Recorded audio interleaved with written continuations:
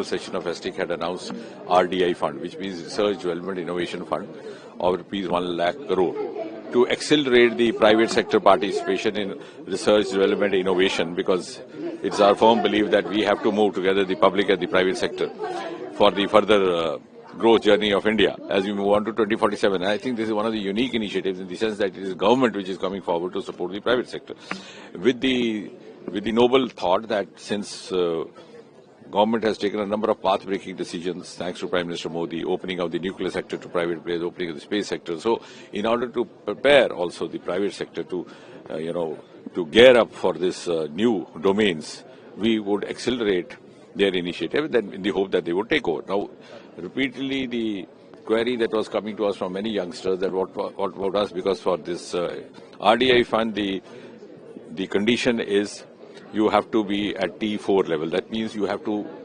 graduate to a certain level of innovation.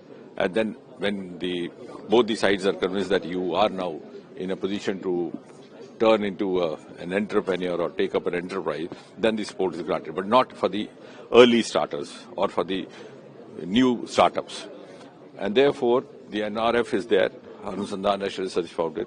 There we are providing this fund, which is a kind of a grant, could be crore, could be more, could be less, depending on the nature and theme of the startup. But the condition was that the startup group had to be sustaining itself for at least 3 years, so that we are satisfied, they are satisfied that they are there to stay, not that they come today and then away.